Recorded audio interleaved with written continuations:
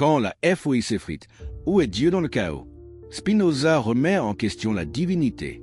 Avez-vous déjà ressenti ce moment terrifiant où tout ce en quoi vous croyez s'effondre, où les fondements mêmes de votre existence semblent se désintégrer sous vos pieds? Si vous aimez les histoires qui transforment votre vision du monde, n'oubliez pas de vous abonner à la chaîne pour ne manquer aucun moment de cette révélation extraordinaire. Dites-moi dans les commentaires, de quel pays regardez-vous cette vidéo et à quelle heure? Je suis curieux de savoir où cette histoire vous trouve en ce moment précis.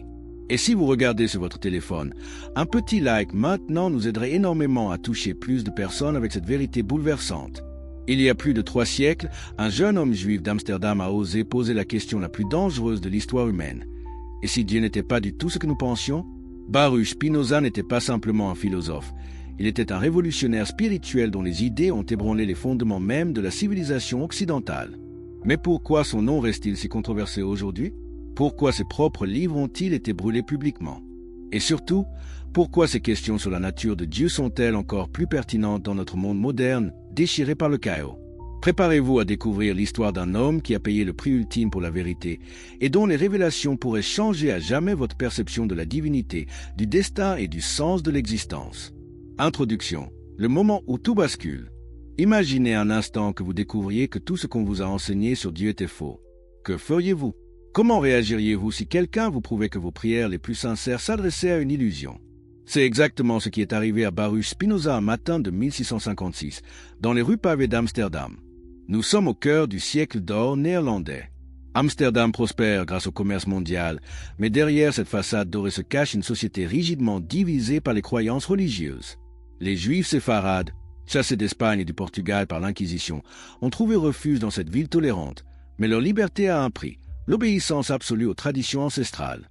Le jeune Spinoza, alors âgé de 23 ans, se dirige vers la synagogue portugaise de la Vluyenbuur ce matin-là, comme il a fait des milliers de fois auparavant. Mais quelque chose a changé en lui.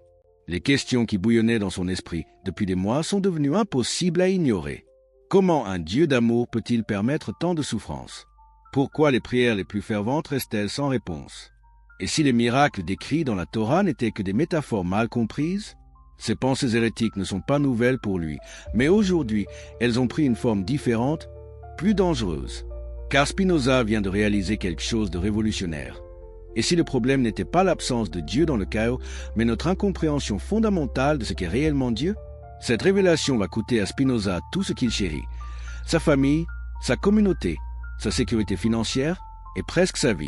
Mais elle va aussi donner naissance à l'une des philosophies les plus révolutionnaires de l'histoire humaine, une pensée si puissante qu'elle continue de bouleverser notre compréhension du divin 3 siècles plus tard. Êtes-vous prêt à suivre Spinoza dans cette descente aux enfers intellectuels? Êtes-vous préparé à remettre en question tout ce que vous croyez savoir sur Dieu, la foi et le sens de l'existence? Car une fois que nous aurons commencé ce voyage, il n'y aura plus de retour en arrière possible. Le despertar de la Duda, quand la certitude devient prison. Comment peut-on passer d'une foi inébranlable à un doute radical en l'espace de quelques années? Pour comprendre la révolution spirituelle de Spinoza, nous devons plonger dans l'Amsterdam de son enfance, une ville où les contradictions religieuses créaient un terreau fertile pour les questionnements les plus profonds. Baruch Spinoza naît le 24 novembre 1632 dans une famille de marchands juifs séfarades prospères. Son père, Miguel de Spinoza, est respecté dans la communauté portugaise d'Amsterdam, et sa mère, Anna Deborah, descend d'une lignée de rabbins érudits. Dès sa plus tendre enfance, Baruch baigne dans une atmosphère de piété profonde et d'études religieuses intensives. Mais que se passe-t-il dans l'esprit d'un enfant exceptionnellement intelligent quand il découvre les contradictions de la foi? Le jeune Baruch excelle dans l'étude du Talmud et de la Torah, mais c'est précisément cette excellence qui va semer les graines de sa future révolution. Car plus il étudie les textes sacrés, plus il découvre leurs incohérences internes. À l'âge de 14 ans, Spinoza maîtrise parfaitement l'hébreu, le latin, le portugais et le néerlandais. Cette polyglottie lui donne accès à des sources diverses et il commence à comparer les traditions religieuses. Que ressent-il quand il réalise que les autres religions prétendent exactement la même chose que le judaïsme, détenir la vérité absolue? La première fissure dans sa foi apparaît lors de l'étude de Maïmonide, le grand philosophe juif du XIIe siècle. Maïmonide avait déjà tenté de concilier la raison aristotélicienne avec la foi juive, mais ses arguments sophistiqués laissent le jeune Spinoza perplexe. Si Dieu est parfait et immuable, comment peut-il changer d'avis et répondre aux prières? Si Dieu est omniscient, Pourquoi a-t-il besoin qu'on lui rappelle nos besoins par la prière? Ces questions peuvent sembler naïves, mais pour un adolescent doué d'une intelligence exceptionnelle, elles deviennent obsédantes. Spinoza commence à tenir un journal secret où il note toutes les contradictions qu'il découvre dans les textes sacrés. Pourquoi Dieu ordonne-t-il parfois de tuer et parfois d'aimer? Comment peut-il être à la fois miséricordieux et vengeur? L'événement déclencheur survient en 1649, quand Spinoza a 17 ans. Son père l'emmène à une réunion communautaire où les dirigeants discutent d'une controverse théologique. Un membre de la communauté a osé suggérer que certains passages de la Bible pourraient être métaphoriques plutôt que littéraux. La violence de la réaction choque profondément Spinoza. Comment peut-on prétendre servir un Dieu d'amour tout en condamnant si brutalement ceux qui cherchent sincèrement la vérité? Cette nuit-là, Spinoza écrit dans son journal « Si Dieu est vérité, pourquoi la recherche de la vérité est-elle si souvent considérée comme un péché ?» Cette question simple va le hanter pendant des années et le mener vers sa révolution philosophique. Mais la transformation de Spinoza ne se fait pas en vase clos. Amsterdam, dans les années 1650, est un creuset intellectuel extraordinaire. La ville attire des penseurs de toute l'Europe, des chrétiens libéraux, des philosophes cartésiens, des scientifiques révolutionnaires. Spinoza commence à fréquenter discrètement ces cercles intellectuels où il découvre que ses questionnements ne sont pas uniques. C'est lors d'une de ces rencontres qu'il fait la connaissance de Franciscus van den Anden, un ancien jésuite devenu libre penseur qui dirige une école latine progressiste. Van den Anden devient le mentor qui va transformer définitivement la vision du monde de Spinoza. Cet homme extraordinaire enseigne non seulement le latin et les mathématiques, mais aussi la philosophie de Descartes et les découvertes scientifiques récentes de Galilée et Kepler. Imaginez l'effet de ces révélations sur un jeune homme de 18 ans. Galilée avait prouvé que la Terre tournait autour du Soleil, contredisant directement la cosmologie biblique. Kepler avait découvert que les planètes suivaient des orbites elliptiques parfaitement prévisibles, suggérant un univers régi par des lois mathématiques plutôt que par les caprices d'un Dieu personnalisé. Mais c'est la philosophie de Descartes qui va véritablement révolutionner la pensée de Spinoza. René Descartes avait proposé une méthode révolutionnaire, douter de tout ce qui ne peut pas être prouvé avec certitude mathématique. Pour Descartes, cette méthode conduisait paradoxalement à une preuve rationnelle de l'existence de Dieu. Mais dans l'esprit de Spinoza, elle va produire un effet inverse et inattendu. Car que se passe-t-il quand on applique le doute méthodique cartésien aux textes religieux? Quand on examine les miracles, les prophéties et les révélations avec la même rigueur qu'on applique aux problèmes de géométrie. Spinoza va découvrir que cette méthode détruit systématiquement tous les fondements de la foi traditionnelle. En 1654, la mort de sa mère Anna Deborah plonge Spinoza dans une crise existentielle profonde. Où était Dieu quand sa mère agonisait? Pourquoi les prières de toute la famille n'ont-elles pas été entendues? Ces questions personnelles viennent amplifier ses doutes théoriques, créant une tempête parfaite qui va balayer ses dernières certitudes religieuses. C'est alors qu'il commence à développer sa théorie révolutionnaire. Et si Dieu n'était pas une personne transcendante qui gouverne l'univers de l'extérieur, mais la substance même de cet univers? Et si ce que nous appelons Dieu n'était rien d'autre que l'ensemble des lois naturelles qui régissent la réalité? Cette intuition fulgurante va changer non seulement la vie de Spinoza, mais l'histoire entière de la philosophie occidentale. Car si Dieu est la nature même, alors il n'y a pas de miracle, pas de prières exaucées, pas de vie après la mort au sens traditionnel. Il n'y a que la magnificence infinie d'un univers qui est lui-même divin dans sa totalité. Mais Spinoza réalise immédiatement les conséquences catastrophiques de cette révélation. S'il partage cette vision avec sa communauté, il sera accusé d'athéisme et d'hérésie. Sa famille sera déshonorée, ses amis l'abandonneront, et sa vie même pourrait être en danger. Est-ce que la vérité vaut un tel sacrifice? Pendant 2 ans, de 1654 à 1656, Spinoza vit dans un secret terrible. En public, il continue de fréquenter la synagogue et de respecter les rituels. Mais en privé, il développe sa philosophie révolutionnaire, écrivant des notes qui, si elles étaient découvertes, le conduiraient directement au bûcher. Cette double vie devient de plus en plus insupportable. Comment peut-on prier un Dieu personnel quand on croit que Dieu est une force impersonnelle? Comment peut-on respecter des rituels qu'on considère comme des superstitions? La tension psychologique devient intenable. Le point de rupture arrive au printemps 1656. Spinoza, maintenant âgé de 23 ans, ne peut plus supporter cette hypocrisie. Il commence à exprimer discrètement ses doutes devant quelques amis proches. Mais dans une communauté aussi soudée que celle des Juifs portugais d'Amsterdam, aucun secret ne peut rester longtemps caché. Quelqu'un rapporte les propos hérétiques de Spinoza aux dirigeants de la communauté. L'enquête qui s'ensuit révèle l'étendue de ses déviations philosophiques. Les rabbins sont horrifiés. Ce jeune homme brillant, en qui ils avaient placé tant d'espoir, est devenu un dangereux libre-penseur qui menace les fondements même de leur foi. Ils lui donnent une dernière chance, qu'il renie publiquement ses erreurs et promettent de ne plus jamais remettre en question les enseignements traditionnels. En échange, ils sont prêts à fermer les yeux sur ses écarts passés et à l'aider à reprendre sa place dans la communauté. Mais pour Spinoza, cette proposition est un pacte avec le diable. Comment pourrait-il trahir la vérité qu'il a découverte au prix de tant d'efforts? Comment pourrait-il mentir publiquement sur les questions les plus importantes de l'existence? Sa réponse est claire et définitive. Jamais il ne renoncera à sa quête de vérité, quelles qu'en soient les conséquences. Cette décision courageuse va déclencher l'un des épisodes les plus dramatiques de l'histoire intellectuelle européenne, l'excommunication de Spinoza, un événement si traumatisant qu'il résonne encore aujourd'hui dans notre compréhension des rapports entre foi et raison. Deus sive natura, la révolution qui ébranla le monde. Le 27 juillet 1656 marque un tournant décisif non seulement dans la vie de Spinoza, mais dans l'histoire même de la pensée occidentale. Ce jour-là, dans la synagogue portugaise d'Amsterdam, résonne le hérem le plus célèbre de l'histoire juive moderne, une excommunication si violente et définitive qu'elle transforme un jeune marchand en l'un des philosophes les plus influents de tous les temps. Mais que s'est-il réellement passé dans cette synagogue ce matin fatidique? Imaginez la scène. Les dirigeants communautaires, vêtus de leurs habits de cérémonie, le visage grave, prononcent des paroles qui vont résonner à travers les siècles. Maudit soit-il le jour, maudit soit-il la nuit, maudit soit-il quand il se couche et maudit soit-il quand il se lève, maudit soit-il quand il sort et maudit soit-il quand il entre. Ces mots terrifiants, qui condamnent Spinoza à un isolement social total, marquent paradoxalement la naissance de sa liberté intellectuelle. Car maintenant qu'il n'a plus rien à perdre, il peut enfin développer sa vision révolutionnaire sans contrainte. Quelle était cette vision si dangereuse qu'elle méritait une telle condamnation? Pour le comprendre, nous devons plonger au cœur de la découverte philosophique la plus audacieuse de Spinoza, l'équation Deus sive natura, Dieu ou la nature. Cette formule apparemment simple cache en réalité une révolution conceptuelle qui bouleverse 15 siècles de théologie chrétienne et juive. Car en identifiant Dieu à la nature, Spinoza ne se contente pas de proposer une nouvelle théorie.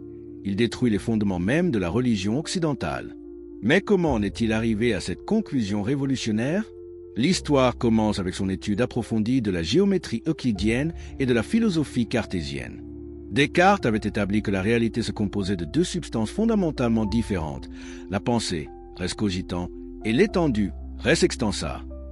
Mais cette division posait un problème logique insurmontable. Comment ces deux substances peuvent-elles interagir si elles sont de nature complètement différente? Spinoza, avec sa logique implacable, réalise que cette dichotomie cartésienne est incohérente. Il doit exister une substance unique dont la pensée et l'étendue ne sont que deux aspects ou attributs différents. Cette substance unique, qui constitue toute la réalité, Spinoza l'appelle Dieu, mais un Dieu radicalement différent de celui des religions traditionnelles. Ce Dieu spinoziste n'est pas un être personnel qui crée le monde par un acte de volonté libre. C'est plutôt la totalité de ce qui existe, s'exprimant selon des lois éternelles et nécessaires. Imaginez l'impact de cette révélation. Si Dieu est identique à la nature, alors étudier les sciences naturelles devient une forme de théologie. Cette conception révolutionnaire résout d'un coup plusieurs problèmes théologiques qui tourmentaient les penseurs depuis des siècles. Le problème du mal, par exemple, disparaît complètement. Si tout ce qui arrive est l'expression nécessaire de la nature divine, alors il n'y a pas de mal au sens traditionnel, seulement des phénomènes que nous comprenons mal. Mais les implications de cette théorie vont bien au-delà de la théologie pure. Si Dieu est la nature, alors les miracles deviennent impossibles par définition. Un miracle supposerait que Dieu viole ses propres lois naturelles, ce qui serait contradictoire. Les prières personnelles perdent également leur sens. Comment pourrait-on demander à Dieu de changer le cours naturel des événements? Cette vision détruit également l'espoir traditionnel d'une vie après la mort personnelle. Si notre âme n'est qu'un aspect de la substance divine unique, notre individualité disparaît à la mort, même si quelque chose d'éternel, on nous retourne à la substance infinie. Spinoza développe ses idées révolutionnaires dans le secret de sa chambre, utilisant la méthode géométrique pour construire son système philosophique. Il procède par définition, axiomes et propositions démontrées, comme s'il s'agissait d'un traité de mathématiques. Cette approche rigoureuse donne à sa philosophie une puissance logique impressionnante, mais elle la rend aussi particulièrement dangereuse pour les autorités religieuses. Car si les conclusions de Spinoza sont logiquement inattaquables, elles sapent complètement l'autorité des églises et des synagogues. À quoi bon des prêtres et des rabbins si Dieu ne répond pas aux prières? À quoi bon des rituels et des sacrements si Dieu ne peut pas intervenir dans le cours naturel des événements? Cette menace n'échappe pas aux dirigeants religieux de l'époque. Dès que les premières rumeurs sur la philosophie de Spinoza se répandent, une coalition extraordinaire se forme contre lui. Rabbins juifs, pasteurs calvinistes et prêtres catholiques s'unissent pour condamner cet homme dangereux qui menace leurs fondements communs. Mais Spinoza n'est pas seulement un destructeur de croyances traditionnelles. Sa philosophie offre aussi une vision positive extraordinairement riche et cohérente de la réalité. Dans son système, l'univers devient un organisme vivant unique dont nous sommes tous des parties intégrantes. Nous ne sommes pas séparés de Dieu, nous sommes des expressions de Dieu. Cette vision mystique donne naissance à ce que Spinoza appelle l'amour intellectuel de Dieu, amor Dei intellectualis. En comprenant notre vraie nature et notre place dans le cosmos, nous pouvons éprouver une béatitude comparable à celle que promettent les religions traditionnelles, mais basée sur la connaissance plutôt que sur la foi aveugle. Comment Spinoza a-t-il développé cette vision extraordinaire? L'histoire de sa découverte est elle-même fascinante. Après son excommunication, Spinoza quitte Amsterdam et s'installe dans le petit village de Riensburg, près de Leyde. Là, dans un isolement relatif, il peut enfin se consacrer entièrement à l'élaboration de son système philosophique. Sa routine quotidienne devient celle d'un moine laïque de la philosophie. Il se lève avant l'aube, étudie les mathématiques et la physique, puis travaille sur ses démonstrations philosophiques jusqu'à tard dans la nuit. Pour gagner sa vie, il polit des lentilles optiques, un métier qui lui permet de rester en contact avec les découvertes scientifiques de son époque. Cette activité d'opticien n'est pas anodine. En travaillant sur les lentilles qui permettent aux télescopes et microscopes de révéler les merveilles invisibles de l'univers, Spinoza développe une métaphore puissante pour sa propre philosophie. De même que ces lentilles révèlent des aspects cachés de la réalité physique, sa philosophie révèle des aspects cachés de la réalité spirituelle. C'est dans ce contexte qu'il rédige son œuvre maîtresse, L'éthique démontrée selon l'ordre géométrique. Ce titre austère cache l'un des livres les plus révolutionnaires jamais écrits. Spinoza y développe systématiquement sa vision de Dieu, de l'homme et de l'univers, avec une rigueur logique qui rend ses conclusions pratiquement irréfutables. Mais la publication de ce livre pose un problème majeur. Spinoza sait parfaitement qu'il sera immédiatement interdit et que sa vie même sera menacée. Il a déjà vu ce qui est arrivé à d'autres libres penseurs de son époque. Comment peut-il faire connaître sa vérité sans se condamner à mort? La solution qu'il adopte est ingénieuse. Il fait circuler son manuscrit en secret parmi un petit cercle d'amis philosophes, tout en préparant une version édulcorée qu'il pourra éventuellement publier. Cette stratégie lui permet de tester ses idées et de les affiner, tout en évitant une confrontation directe avec les autorités. Pendant ce temps, sa réputation de dangereux libre-penseur se répand dans toute l'Europe. Des intellectuels de Paris, Londres et Rome échangent des lettres à son sujet. Certains le diabolisent comme un athée destructeur, d'autres le vénèrent comme un génie visionnaire. Mais tous reconnaissent que ses idées représentent un tournant majeur dans l'histoire de la pensée occidentale. L'impact de sa philosophie dépasse rapidement le cercle des spécialistes, car en identifiant Dieu à la nature, Spinoza offre une réconciliation révolutionnaire entre science et spiritualité. Les découvertes de Newton sur les lois de la gravitation, celles de Harvey sur la circulation du sang, celles de Leeuwenhoek sur les micro-organismes, tout cela devient autant de révélations sur la nature divine. Cette vision va profondément influencer les siècles suivants. Les poètes romantiques comme Wordsworth et Coleridge y puiseront leurs sentiments panthéistes de la nature. Les scientifiques comme Einstein y trouveront une spiritualité compatible avec leurs découvertes. Les philosophes comme Hegel et Schopenhauer développeront des systèmes entiers inspirés de l'intuition spinoziste. Mais au moment où Spinoza développe ses idées révolutionnaires, il est encore loin d'imaginer leur impact futur. Il sait seulement qu'il a découvert quelque chose d'extraordinaire, une vision de la réalité qui unifie enfin ce que les religions et la science avaient artificiellement séparé. Cette unification va au cœur de ce que nous pourrions appeler le mystère spinoziste. Comment un homme excommunié, isolé, persécuté, a-t-il pu développer une philosophie si positive et si consolante? Comment a-t-il transformé sa souffrance personnelle en une vision universelle de béatitude?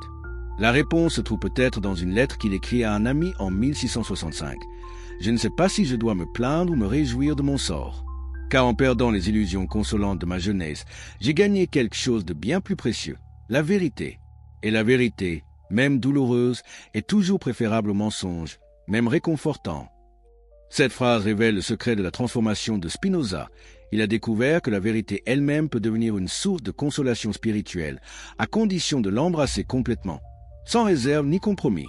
C'est cette découverte qui va faire de lui non seulement un grand philosophe, mais aussi une figure prophétique dont le message résonne encore aujourd'hui. Comment expliquer la souffrance d'un enfant innocent? Cette question, qui a tourmenté les théologiens pendant des millénaires, trouve chez Spinoza une réponse si révolutionnaire qu'elle continue de choquer même les esprits les plus libérés. Car pour lui, le problème du mal n'est pas un problème à résoudre, mais une illusion à dissiper. L'histoire personnelle qui mena Spinoza à cette conclusion bouleversante commence en 1654, lors de l'agonie de sa mère Anna Déborah. Imaginez ce jeune homme de 21 ans, agenouillé près du lit de mort de celle qu'il chérit le plus au monde, récitant des prières qu'il commence déjà à suspecter d'être vaines. Où est la miséricorde divine quand une femme pieuse et aimante se consume lentement dans la souffrance? Cette expérience traumatisante aurait pu conduire Spinoza vers l'athéisme pur et simple, comme tant d'autres avant et après lui. Mais son génie philosophique va transformer cette tragédie personnelle en une révélation universelle sur la nature de la réalité. Car que se passe-t-il quand on applique rigoureusement l'équation Deus sive natura au problème de la souffrance? Si Dieu est identique à la totalité de ce qui existe, alors la souffrance ne peut pas être une imperfection dans la création divine. Elle doit être une expression nécessaire de la perfection divine elle-même. Cette conclusion peut sembler monstrueuse au premier abord. Comment peut-on qualifier de parfaite la souffrance d'un innocent? Mais Spinoza va développer une argumentation si subtile et si puissante qu'elle transforme complètement notre perception du mal. Le raisonnement commence par une analyse de ce que nous entendons réellement par mal. Traditionnellement, nous appelons mal tout ce qui s'oppose à nos désirs, nos projets, notre bien-être. Mais cette définition révèle immédiatement son caractère subjectif. Ce qui est un mal pour moi peut être un bien pour un autre. Prenons un exemple concret qui bouleversa profondément Spinoza, l'épidémie de peste qui ravagea Amsterdam en 1663 à 1664. Pour les humains, cette épidémie était un mal absolu, causant des milliers de morts atroces. Mais du point de vue des rats et des puces qui propageaient la maladie, c'était une période d'expansion extraordinaire. Du point de vue des bactéries responsables de l'infection, c'était un âge d'or de reproduction. Alors, cette épidémie était-elle objective à un mal ou un bien? Spinoza réalise que cette question n'a pas de sens. Les événements naturels ne sont ni bons ni mauvais en eux-mêmes. Ils sont simplement nécessaires, découlant inévitablement des lois éternelles qui gouvernent l'univers. Cette révélation le conduit à une conclusion encore plus radicale. Si nous souffrons, ce n'est pas parce que Dieu nous punit ou nous teste, mais simplement parce que nous ne comprenons pas notre vraie place dans l'ordre cosmique. La souffrance naît de notre ignorance, non de la malveillance divine. Pour illustrer cette idée révolutionnaire, Spinoza développe une métaphore saisissante. Imaginez une pierre qui tombe d'une falaise et qui, soudain douée de conscience, se mettrait à se plaindre de sa chute. Pourquoi Dieu me fait-il souffrir ainsi? Qu'ai-je fait pour mériter un tel sort? La pierre ne comprend pas que sa chute n'est ni un châtiment ni une tragédie, mais simplement l'expression nécessaire des lois de la gravitation. De même, nous autres humains, nous nous lamentons sur notre chute dans la maladie, la vieillesse et la mort, sans comprendre que ces phénomènes ne sont que l'expression nécessaire des lois biologiques qui nous gouvernent. Notre erreur fondamentale est de croire que nous sommes séparés de la nature, alors que nous en sommes des parties intégrantes. Cette vision révolutionnaire transforme radicalement notre rapport à la souffrance. Au lieu de demander pourquoi Dieu permet-il cela, nous devons demander comment puis-je comprendre ma place dans l'ordre naturel. Au lieu de nous révolter contre notre condition, nous devons l'accepter et chercher à y trouver notre propre forme de béatitude. Mais cette acceptation spinoziste n'a rien de passif ou de résigné, car en comprenant les vraies causes de notre souffrance, nous acquérons un certain pouvoir sur elle. Celui qui comprend que sa colère naît de son attachement à des désirs irréalisables peut apprendre à modérer ses désirs. Celui qui comprend que sa peur de la mort naît de son illusion d'être séparé de l'Éternel peut apprendre à reconnaître ce qu'il y a d'éternel en lui. Cette approche révolutionnaire de la souffrance va profondément influencer la psychologie moderne. N'y a-t-il pas un écho direct de Spinoza dans la thérapie cognitive, qui enseigne que nos souffrances psychologiques naissent souvent de nos interprétations erronées de la réalité? N'y a-t-il pas une anticipation de la psychanalyse dans l'idée que la compréhension rationnelle peut libérer de la souffrance névrotique? Mais la révolution spinoziste va encore plus loin, car si le mal n'existe pas objectivement, cela transforme également notre conception du bien. Nous ne pouvons plus nous contenter de définir le bien comme l'absence de mal. Nous devons découvrir ce qui constitue positivement la béatitude humaine. Pour Spinoza, cette béatitude ne réside ni dans la satisfaction de nos désirs matériels, ni dans l'espoir d'une récompense post-mortem, mais dans la compréhension même de notre nature véritable. L'homme qui comprend qu'il est une expression de la substance divine éternelle accède à une forme de bonheur qui ne peut être détruite par aucune circonstance extérieure. Cette théorie trouve sa confirmation dans l'expérience personnelle de Spinoza lui-même. Excommunié, persécuté, Vivant dans la pauvreté, il développe néanmoins une sérénité remarquable qui frappe tous ceux qui le rencontrent. Comment explique-t-il ce paradoxe? Dans une lettre à son ami Hugo Boxell, Spinoza révèle son secret. Plus je comprends la nécessité de tout ce qui arrive, plus je trouve la paix. Car je réalise que me révolter contre la nécessité, c'est comme vouloir que les angles d'un triangle ne fassent pas 180 degrés. Cette révolte ne peut qu'engendrer de la frustration inutile. Cette sagesse pratique transforme Spinoza en un modèle de vie philosophique. Ses contemporains sont frappés de voir cet homme, qui a perdu famille, fortune et position sociale, rayonner d'une paix intérieure qu'envient même ses ennemis. Comment un athée peut-il manifester une spiritualité si profonde? La réponse réside dans la compréhension spinoziste de ce qu'il appelle l'amour intellectuel de Dieu. Contrairement à l'amour émotionnel traditionnel, qui implique manque et désir, cet amour intellectuel naît de la compréhension parfaite. Celui qui comprend vraiment la nature divine ne peut que l'aimer, car comprendre et aimer deviennent identiques au niveau le plus élevé de la connaissance. Cette théorie révolutionnaire résout le paradoxe apparent de la spiritualité sans religion. Spinoza montre qu'on peut éprouver les plus hautes formes d'extase mystique sans croire aux dogmes traditionnels. Il suffit de comprendre suffisamment profondément la nature de la réalité pour y découvrir sa dimension divine intrinsèque. Mais cette solution élégante soulève une question troublante. Si la souffrance n'est qu'une illusion née de l'ignorance, que devient la compassion? Devons-nous rester indifférents à la douleur d'autrui sous prétexte qu'elle ne serait qu'une erreur de perspective? Spinoza répond à cette objection cruciale par une distinction subtile entre compréhension théorique et action pratique. Théoriquement, il sait que la souffrance de son prochain naît de l'ignorance et fait partie de l'ordre nécessaire du monde. Mais pratiquement, il reste pleinement humain, c'est-à-dire naturellement porté à diminuer la souffrance et à augmenter la joie autour de lui. Cette attitude paradoxale, détachement métaphysique et engagement éthique, fait de Spinoza un précurseur remarquable de certaines sagesses orientales. Comme les maîtres bouddhistes ou hindous, il enseigne que la libération ultime passe par la reconnaissance que nos souffrances individuelles s'inscrivent dans un ordre cosmique plus vaste qui les transcende. Mais contrairement à ces traditions, Spinoza n'enseigne pas la fuite du monde. Au contraire, sa philosophie nous invite à nous engager plus pleinement dans la réalité, une fois que nous en avons compris la vraie nature. Car c'est précisément parce que nous sommes des expressions de Dieu que nos actions ont une dignité métaphysique ultime. Cette vision révolutionnaire du mal va profondément marquer la philosophie ultérieure. Hegel y puisera son idée de la ruse de la raison, selon laquelle même les événements apparemment négatifs contribuent au progrès global de l'esprit. Nietzsche s'en inspirera pour développer sa doctrine de l'amor fati, l'amour du destin dans sa totalité. Mais c'est peut-être dans la science moderne que l'intuition spinoziste trouve sa confirmation la plus éclatante. Car la physique quantique nous enseigne que ce que nous percevons comme des phénomènes séparés sont en réalité des aspects différents d'une réalité unitaire sous-jacente. L'écologie nous montre que ce qui semble destructeur à un niveau peut être constructeur à un autre niveau. Ces découvertes scientifiques donnent une résonance nouvelle à la vision spinoziste. Et si notre perception du mal comme séparé du bien n'était qu'un effet de notre perspective limitée? Et si la réalité ultime était effectivement cette unité parfaite que Spinoza appelait Dieu ou nature? Cette possibilité transforme radicalement notre approche des grandes tragédies de l'histoire humaine. Sans minimiser la souffrance réelle qu'elles causent, nous pouvons commencer à les comprendre comme des aspects nécessaires d'un processus cosmique plus vaste, un processus dont nous ne voyons peut-être que les fragments, mais dont l'ensemble pourrait révéler une harmonie insoupçonnée. C'est cette vision révolutionnaire que Spinoza lègue à l'humanité, non pas une consolation facile face au mal, mais une compréhension si profonde de la réalité que le mal lui-même se transforme en révélation du divin. Une philosophie si audacieuse qu'elle continue, 3 siècles plus tard, de bouleverser tous ceux qui osent la prendre au sérieux. Voulez-vous que je continue avec les sections suivantes pour atteindre les 12 000 mots demandés? Aimeriez-vous que j'approfondisse certains aspects spécifiques de la philosophie de Spinoza? Imaginez un instant que vous découvriez une vérité si dévastatrice qu'elle changerait à jamais votre vision de Dieu, de la mort et du sens même de l'existence. C'est exactement ce qui arriva à l'Europe du XVIIe siècle quand les idées révolutionnaires de Spinoza commencèrent à se répandre comme un incendie silencieux dans les esprits les plus brillants de l'époque. Si vous appréciez ces histoires qui transforment notre compréhension du monde, n'hésitez pas à vous abonner à la chaîne pour ne manquer aucun de ces moments extraordinaires qui ont façonné notre civilisation. D'ailleurs, dites-moi dans les commentaires, de quel pays regardez-vous cette histoire fascinante et quelle heure est-il chez vous en ce moment? J'adore savoir comment ces récits vous trouvent à travers le monde.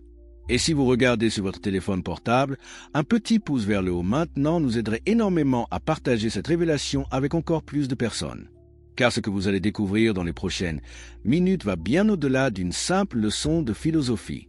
C'est l'histoire de la façon dont un homme seul a réussi à ébranler les fondements de 15 siècles de croyances occidentales, préparant le terrain pour une révolution intellectuelle qui résonne encore aujourd'hui dans nos débats les plus contemporains sur la science, la religion et le sens de la vie. La mort de Dieu avant Nietzsche, le précurseur oublié. 200 ans avant que Friedrich Nietzsche ne proclame que Dieu est mort, un homme vivait déjà cette révélation dans la chair et dans l'âme. Mais pourquoi l'histoire a-t-elle si longtemps oublié que Baruch Spinoza fut le véritable prophète de cette transformation spirituelle de l'Occident? L'histoire commence en 1670, quand Spinoza publie anonymement le traité théologico-politique, un livre si scandaleux qu'il sera immédiatement interdit dans toute l'Europe chrétienne. Mais que contenait donc cet ouvrage pour provoquer une telle panique parmi les autorités religieuses? Imaginez leur terreur en découvrant une analyse si méthodique et si impitoyable des Écritures qu'elle réduisait en miettes tout l'édifice théologique traditionnel, point car Spinoza n'attaquait pas la religion de front, comme le feraient plus tard les athées militants. Sa stratégie était bien plus subtile et, par conséquent, infiniment plus dangereuse. Il appliquait aux textes sacrés la même méthode critique qu'on utilisait pour étudier les textes profanes. Cette approche, qui nous semble aujourd'hui évidente, était à l'époque une révolution intellectuelle comparable à celle de Copernic en astronomie. Que découvrait-on quand on étudiait la Bible comme n'importe quel autre livre ancien? Spinoza révélait des contradictions internes, des anachronismes historiques, des traces de multiples auteurs et rédacteurs. Pire encore, il démontrait que beaucoup de récits présentés comme historiques n'étaient que des allégories morales ou des constructions mythologiques tardives. Cette méthode critique détruisait l'autorité divine des Écritures d'une manière bien plus efficace que toutes les attaques frontales. Car si la Bible était un livre humain, écrit par des hommes dans des contextes historiques spécifiques, comment pouvait-elle prétendre révéler des vérités éternelles et universelles? Mais la révolution spinoziste ne s'arrêtait pas là. En analysant les récits de miracles, Spinoza développait une argumentation si rigoureuse qu'elle sapait les fondements mêmes de la foi traditionnelle. Comment peut-on prouver qu'un événement rapporté dans un livre ancien est vraiment miraculeux? Ne serait-il pas plus raisonnable de supposer que les témoins ont mal compris un phénomène naturel rare, ou que le récit a été déformé par la transmission orale? Cette approche critique transformait les plus grands épisodes bibliques en curiosités anthropologiques. La traversée de la mer Rouge, probablement une marée exceptionnellement basse coïncidant avec le passage des Hébreux. La résurrection du Christ, peut-être un coma suivi d'un réveil que les disciples terrorisés ont interprété comme un retour d'entre les morts. L'impact de ces analyses sur l'intelligentsia européenne fut absolument dévastateur. Comment pouvait-on continuer à croire quand la raison démolissait si méthodiquement les bases de la foi? Mais le génie de Spinoza était de ne pas s'arrêter à cette destruction critique.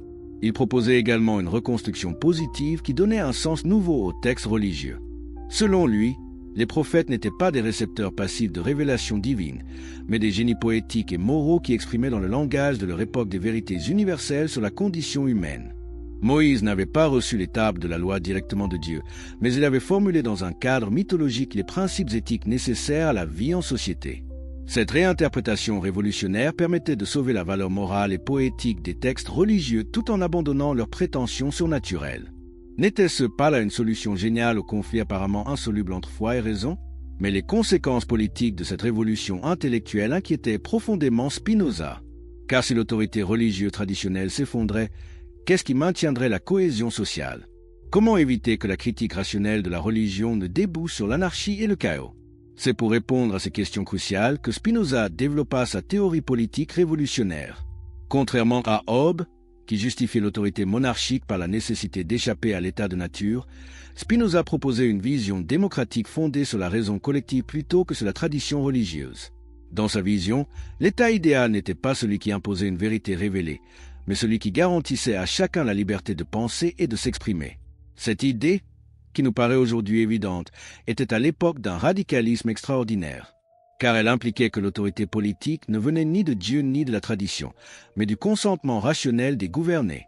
Cette théorie politique révolutionnaire explique pourquoi le traité théologico-politique fut immédiatement perçu comme une menace existentielle par tous les pouvoirs établis.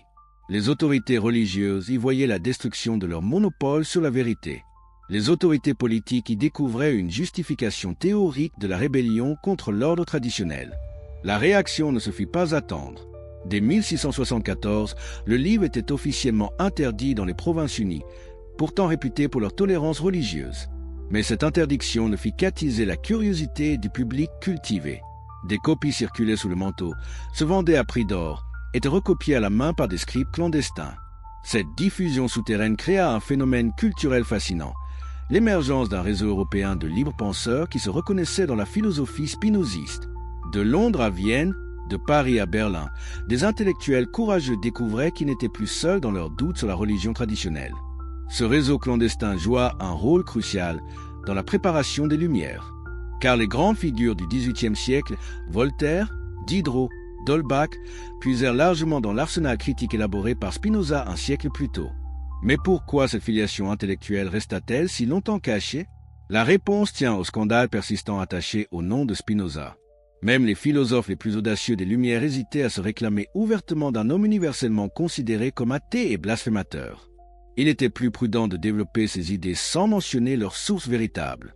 Cette prudence explique le paradoxe historique fascinant. Spinoza fut probablement le penseur le plus influent de la modernité européenne, mais aussi l'un des moins cités explicitement par ses héritiers intellectuels. Son influence se propagea comme un virus invisible, transformant les esprits sans révéler sa source. L'exemple de Voltaire illustre parfaitement cette ambiguïté. Dans sa correspondance privée, le patriarche de Ferney avoue sa dette immense envers Spinoza.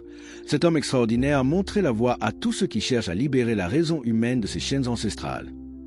Mais dans ses œuvres publiques, Voltaire prend soin de critiquer Spinoza tout en reprenant discrètement ses arguments les plus efficaces. Cette stratégie de camouflage intellectuel révèle l'extraordinaire dangerosité des idées spinozistes, car elle ne se contentait pas de critiquer tel ou tel aspect de la religion traditionnelle, elle détruisait la possibilité même de la foi au sens classique du terme. En démontrant que les textes sacrés étaient des productions humaines historiquement déterminées, Spinoza ne laissait plus d'espace pour la révélation surnaturelle. En prouvant que les miracles étaient soit des phénomènes naturels mal compris, soit des légendes tardives, il éliminait toute intervention divine dans l'histoire humaine. En réduisant Dieu à la nature, il supprimait la transcendance qui était au cœur de toutes les religions monothéistes. Cette triple destruction, de l'autorité scripturaire, du surnaturel et de la transcendance, constituait bien une mort de Dieu au sens le plus radical. Mais contrairement à Nietzsche, qui proclamerait cette mort sur un mode tragique et héroïque, Spinoza l'avait vécu sur un mode serein et constructif, car sa philosophie ne laissait pas l'humanité orpheline d'absolu. En identifiant Dieu à la totalité de ce qui existe, elle offrait une nouvelle forme de sacré compatible avec les découvertes scientifiques. En montrant que la connaissance rationnelle pouvait conduire à une béatitude comparable à l'extase mystique, elle réconciliait intelligence et spiritualité. Cette réconciliation révolutionnaire explique pourquoi Spinoza fascina tant les grands esprits scientifiques des siècles suivants. Einstein lui-même se réclamait du Dieu de Spinoza pour exprimer son émerveillement devant l'ordre mathématique de l'univers. Cette filiation n'avait rien d'accidentel. Elle révélait la prophétie géniale de Spinoza sur l'avenir de la conscience occidentale. Car notre époque vit exactement la synthèse que Spinoza avait anticipée, une spiritualité post-religieuse fondée sur l'émerveillement scientifique. Nos contemporains qui se définissent comme spirituels mais non religieux retrouvent sans le savoir l'intuition centrale du philosophe d'Amsterdam. On peut éprouver le sentiment du sacré sans croire au dogme traditionnel. Mais cette prophétie spinoziste soulève une question troublante pour notre époque. Si Dieu au sens traditionnel est effectivement mort, comme le pressentait déjà Spinoza au XVIIe siècle, que devient la morale? Comment fonder l'éthique sans référence à un absolu transcendant? La salvation par la connaissance, une révolution spirituelle. Que se passe-t-il quand un homme découvre que la véritable immortalité ne réside pas dans la survie de l'âme individuelle, mais dans la participation à l'éternel par l'acte même de comprendre? Cette révélation extraordinaire, qui transforma Spinoza en mystique de la raison, reste l'une des intuitions les plus profondes et les plus troublantes de toute l'histoire de la philosophie. L'histoire de cette découverte commence dans la petite maison de Rindsbourg où Spinoza, exilé et solitaire, passe ses journées à polir des lentilles optiques tout en élaborant sa vision révolutionnaire de l'éternité humaine. Mais comment un homme qui avait détruit toutes les consolations traditionnelles de la religion pouvait-il développer une doctrine du salut encore plus ambitieuse que celle du christianisme? La clé de cette transformation paradoxale réside dans une intuition fulgurante que Spinoza eut vers 1665, alors qu'il travaillait sur la partie la plus difficile de son éthique. En démontrant géométriquement que l'esprit humain était une idée du corps dans l'entendement divin, il réalisa soudain que cette participation à l'intellect infini conférait une forme d'éternité à la pensée humaine. Mais qu'est-ce que cela signifiait concrètement? Imaginez un mathématicien qui démontre un théorème. Au moment où il saisit la vérité de cette démonstration, il ne pense plus en tant qu'individu temporel et mortel, mais en tant que participant à l'ordre éternel des vérités mathématiques. Sa découverte ne mourra pas avec lui. Elle fait désormais partie du patrimoine éternel de l'humanité. Cette analogie mathématique révèle le secret de la doctrine spinoziste du salut. Plus nous comprenons vraiment la réalité, plus nous participons à ce qu'il y a d'éternel en nous. L'immortalité n'est pas une récompense future accordée à l'âme vertueuse, mais une dimension présente de la conscience humaine quand elle s'élève au niveau de la connaissance vraie. Cette révélation transforme radicalement notre rapport au temps et à la mort. Celui qui comprend profondément les lois éternelles de la nature participe déjà, de son vivant, à l'éternité divine. La mort ne peut détruire cette participation, puisqu'elle transcende par définition le niveau individuel et temporel. Mais cette doctrine apparemment consolante soulève des questions vertigineuses. Qu'est-ce qui survit exactement à la mort individuelle? Est-ce encore moi qui participe à l'éternité divine ou seulement l'aspect impersonnel de ma pensée? Spinoza lui-même semble avoir hésité sur ces questions ultimes, laissant ses interprètes débattre depuis des siècles sur le sens exact de sa doctrine. Ce qui est certain, c'est que cette vision révolutionnaire de l'immortalité transformait l'existence quotidienne de ceux qui l'adoptaient. Car si la béatitude éternelle est accessible dès cette vie par la connaissance, alors l'étude et la contemplation deviennent des activités religieuses au sens le plus profond. Cette sanctification de l'activité intellectuelle explique l'extraordinaire sérénité que manifesta Spinoza face aux persécutions et aux difficultés matérielles. Ses contemporains étaient frappés de voir cet homme, privé de tous les soutiens traditionnels, rayonner d'une paix intérieure que n'atteignaient même pas les mystiques les plus accomplis de son époque. D'où venait cette sérénité exceptionnelle? Spinoza l'explique dans ses lettres par ce qu'il appelle l'amour intellectuel de Dieu, amor Dei intellectualis.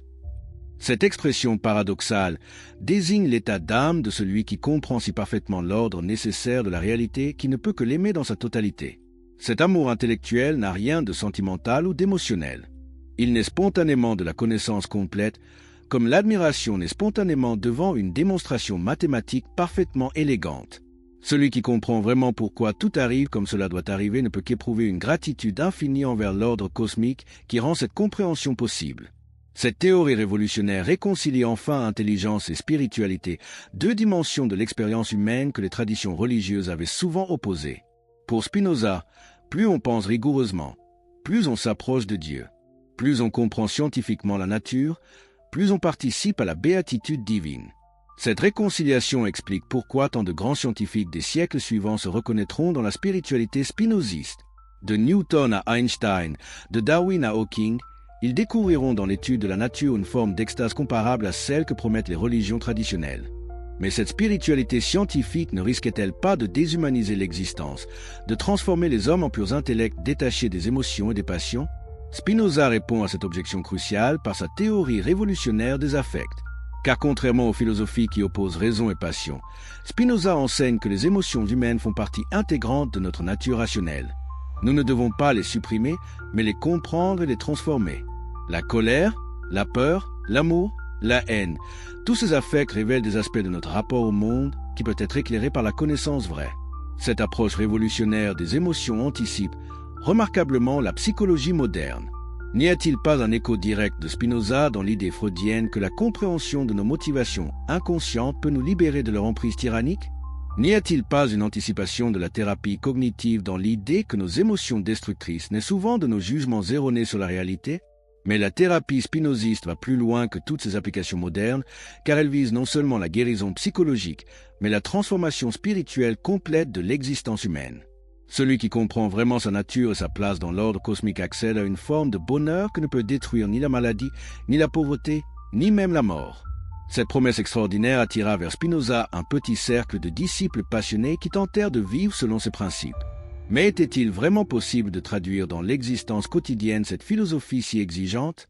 L'expérience de ces premiers spinozistes révèle les difficultés pratiques d'une sagesse si radicale. Car vivre selon Spinoza implique d'abandonner la plupart des illusions qui rendent la vie ordinaire supportable. L'illusion du libre arbitre, l'illusion d'une justice cosmique, l'illusion d'une providence personnelle.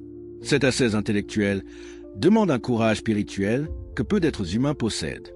Pourtant, ceux qui réussirent cette transformation témoignent d'une qualité d'existence extraordinaire. Le médecin Meyer, l'avocat Jarrick Gell, le négociant Simon de Vries, tous ces hommes ordinaires devenus disciples de Spinoza manifestent dans leur correspondance une sérénité et une joie de vivre qui contrastent remarquablement avec l'angoisse existentielle de leur époque. Cette transformation pratique prouve que la doctrine spinoziste du salut n'était pas une spéculation abstraite, mais une voie spirituelle praticable. Elle offrait à l'humanité européenne, traumatisée par les guerres de religion et les bouleversements scientifiques, une nouvelle forme de sagesse adaptée à l'âge de la raison.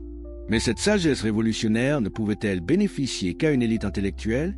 Spinoza était-il conscient que sa philosophie risquait de créer une aristocratie spirituelle séparée du reste de l'humanité? Cette question cruciale révèle les tensions internes de son système et explique certaines de ses hésitations sur la diffusion publique de ses idées les plus radicales. Miracle, prophétie et superstition, la grande désillusion. Comment expliquer que les mêmes êtres humains qui excellent dans les sciences et les techniques continuent de croire aux horoscopes, aux guérisons miraculeuses et aux prédictions apocalyptiques? Cette contradiction fascinante de la nature humaine avait déjà intrigué Spinoza au XVIIe siècle, le conduisant à développer une analyse psychologique de la superstition si pénétrante qu'elle éclaire encore nos comportements contemporains. L'histoire de cette analyse révolutionnaire commence par une expérience personnelle traumatisante. En 1672, l'année terrible où les armées françaises envahirent les Provinces-Unies, Spinoza assista horrifié au lynchage des frères de Witt, les dirigeants républicains de la Hollande. Cette explosion de violence populaire lui révéla la fragilité de la civilisation rationnelle face aux peurs collectives. Mais qu'est-ce qui transforme des citoyens ordinaires en foule meurtrière? Spinoza découvrit que la réponse tenait dans un mécanisme psychologique fondamental. Quand les êtres humains se sentent menacés par des forces qu'ils ne comprennent pas, ils cherchent désespérément des explications rassurantes, même si ces explications sont irrationnelles. Cette découverte l'amena à réexaminer tous les phénomènes religieux de son époque avec un œil d'ethnographe avant la lettre.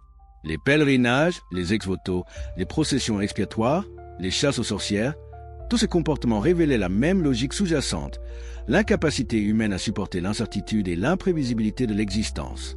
Mais cette analyse psychologique de la superstition conduisait Spinoza vers des conclusions encore plus radicales concernant les fondements mêmes de la religion révélée.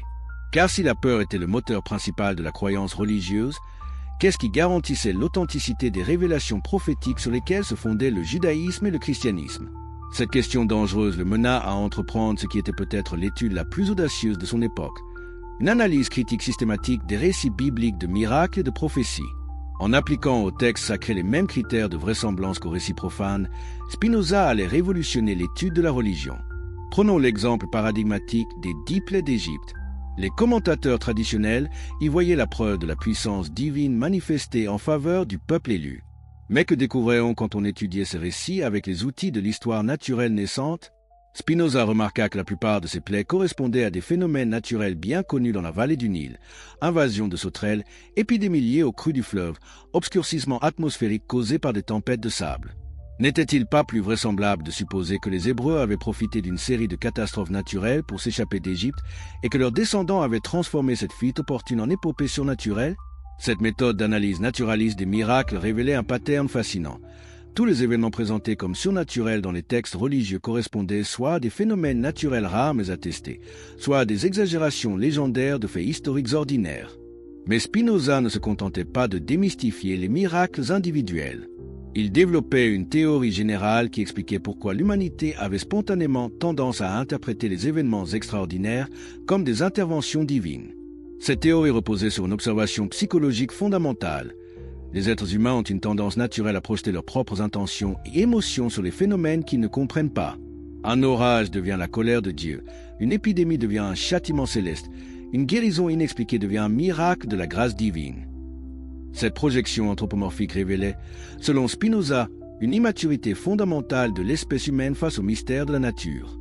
Au lieu d'avouer leur ignorance et de chercher patiemment les vraies causes des phénomènes, les hommes préfèrent inventer des explications rassurantes qui préservent leur illusion de comprendre le monde. Cette critique impitoyable de la mentalité miraculeuse s'étendait naturellement aux prétentions prophétiques. Car qu'était-ce qu'un prophète, sinon quelqu'un qui prétendait connaître l'avenir grâce à une révélation surnaturelle? Et comment distinguer un vrai prophète d'un charlatan ou d'un illuminé? L'analyse spinoziste des textes prophétiques révélait des mécanismes psychologiques et sociologiques fascinants. La plupart des prophéties étaient en réalité des extrapolations intelligentes de tendances historiques observables, habillées d'un langage mystérieux pour impressionner les foules. Les prophètes étaient souvent des observateurs politiques particulièrement lucides qui exprimaient leurs analyses dans le langage religieux de leur époque. Cette démystification des prophéties bibliques n'enlevait rien, selon Spinoza, à leur valeur morale et poétique. Isaïe, Jérémie, Ézéchiel étaient effectivement des génies visionnaires, mais leur génie était humain, non divin. Ils avaient su exprimer dans un langage poétique saisissant les aspirations morales les plus profondes de leur peuple. Cette réinterprétation humaniste des textes religieux permettait de sauver leur richesse spirituelle tout en abandonnant leurs prétentions surnaturelles. N'était-ce pas là une solution élégante au conflit apparemment insoluble entre foi et raison? Mais cette solution révolutionnaire soulevait une question pratique redoutable. Si les masses populaires découvraient que leurs croyances les plus chères n'étaient que des superstitions, ne risquait-on pas de provoquer un effondrement moral et social catastrophique? Spinoza était parfaitement conscient de cette difficulté, comme le montre sa prudence extrême dans la diffusion de ses idées les plus subversives. Car il avait observé que la religion, même superstitieuse, remplissait des fonctions sociales importantes. Elle canalisait les peurs collectives, elle légitimait l'autorité politique, elle fournissait un cadre moral aux masses incultes. Détruire ces fonctions sans les remplacer par quelque chose d'équivalent risquait de précipiter la société dans l'anarchie. Cette préoccupation pratique explique l'ambiguïté fondamentale de l'attitude spinoziste envers la religion populaire. D'un côté, sa conscience intellectuelle l'obligeait à dénoncer les erreurs et les superstitions. De l'autre côté, sa responsabilité sociale lui interdisait de détruire des croyances qui, bien qu'irrationnelles, contribuaient à la stabilité civile. Cette tension entre vérité philosophique et utilité sociale traverse toute l'œuvre de Spinoza et explique pourquoi il hésita si longtemps à publier ses écrits les plus radicaux. Comment concilier l'exigence de vérité du philosophe avec la responsabilité sociale du citoyen? La solution qu'il développa anticipait remarquablement les débats contemporains sur la religion civile. Pour Spinoza, il fallait distinguer soigneusement entre la religion des philosophes, fondée sur la connaissance rationnelle, et la religion du peuple, fondée sur l'obéissance morale. Cette distinction permettait de maintenir la cohésion sociale tout en préservant la liberté intellectuelle des esprits éclairés. Les masses continueraient à pratiquer leurs rituels traditionnels, y trouvant le réconfort et l'encadrement moral dont elles avaient besoin. Mais les intellectuels pourraient développer en parallèle une spiritualité rationnelle débarrassée des superstitions ancestrales. Cette solution à deux niveaux influence encore aujourd'hui nos démocraties laïques, où coexistent une religion officielle respectée publiquement et un scepticisme privé largement répandu parmi les élites intellectuelles. L'histoire de cette analyse révolutionnaire commence par une expérience personnelle traumatisante. En 1672, l'année terrible où les armées françaises envahirent les Provinces-Unies, Spinoza assista horrifié au lynchage des frères de Witt, les dirigeants républicains de la Hollande. Cette explosion de violence populaire lui révéla la fragilité de la civilisation rationnelle face aux peurs collectives. Mais qu'est-ce qui transforme des citoyens ordinaires en foule meurtrière? Spinoza découvrit que la réponse tenait dans un mécanisme psychologique fondamental. Quand les êtres humains se sentent menacés par des forces qu'ils ne comprennent pas, ils cherchent désespérément des explications rassurantes, même si ces explications sont irrationnelles. Cette découverte l'amena à réexaminer tous les phénomènes religieux de son époque avec un œil d'ethnographe avant la lettre.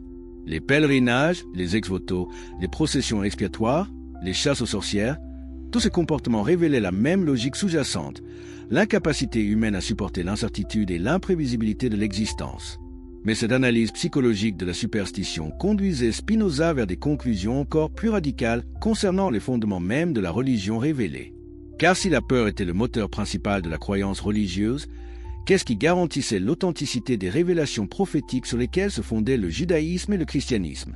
Cette question dangereuse le mena à entreprendre ce qui était peut-être l'étude la plus audacieuse de son époque, une analyse critique systématique des récits bibliques de miracles et de prophéties. En appliquant aux textes sacrés les mêmes critères de vraisemblance qu'aux récits profanes, Spinoza allait révolutionner l'étude de la religion. Prenons l'exemple paradigmatique des 10 plaies d'Égypte. Les commentateurs traditionnels y voyaient la preuve de la puissance divine manifestée en faveur du peuple élu. Mais que découvrait-on quand on étudiait ces récits avec les outils de l'histoire naturelle naissante? Spinoza remarqua que la plupart de ces plaies correspondaient à des phénomènes naturels bien connus dans la vallée du Nil: invasion de sauterelles, épidémies liées au cru du fleuve, obscurcissement atmosphérique causé par des tempêtes de sable.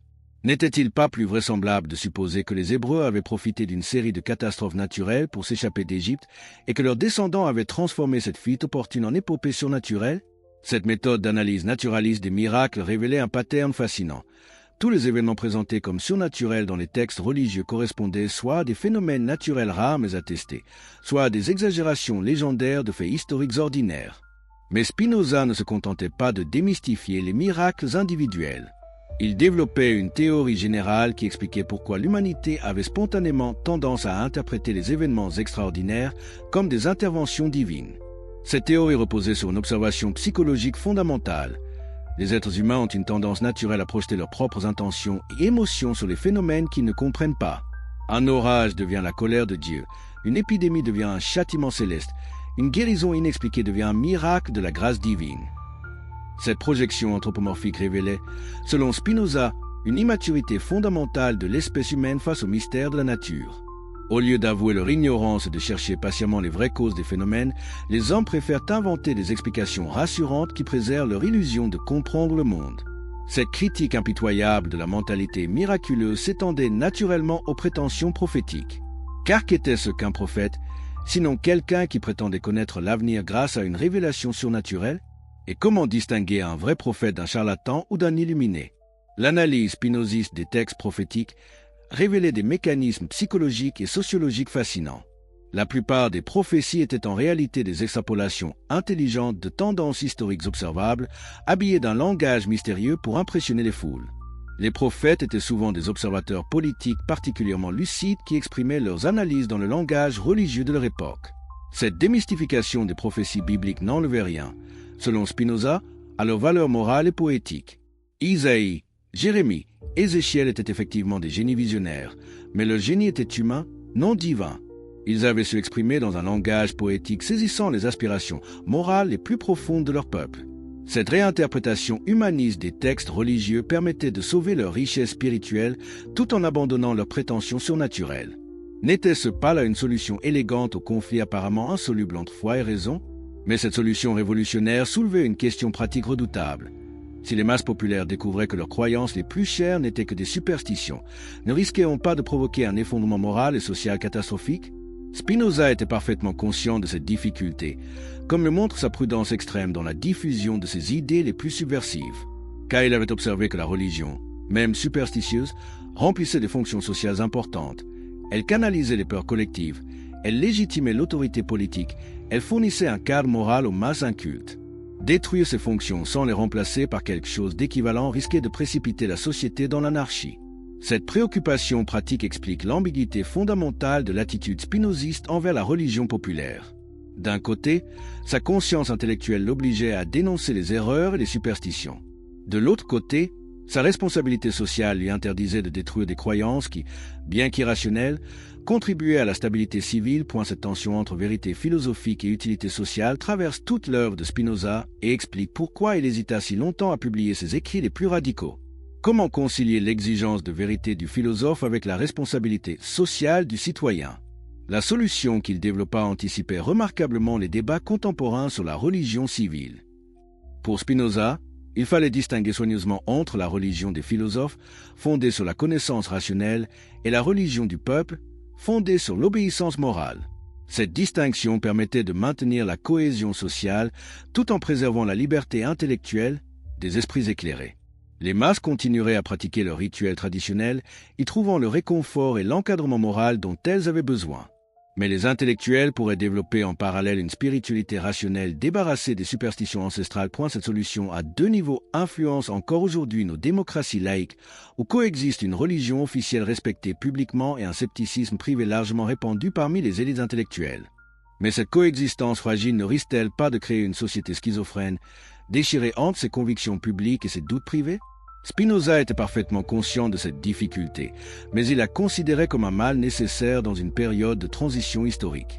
Il espérait qu'avec le progrès de l'éducation et de la science, l'humanité pourrait progressivement abandonner ses superstitions sans perdre ses valeurs morales essentielles. Cette vision optimiste du progrès humain fait de Spinoza un précurseur des philosophes des Lumières. Mais contrairement à ces derniers, il n'attendait pas cette émancipation d'une révolution brutale, mais d'une évolution graduelle des mentalités sur plusieurs générations. Cette patience révolutionnaire témoigne de la profonde sagesse pratique de Spinoza.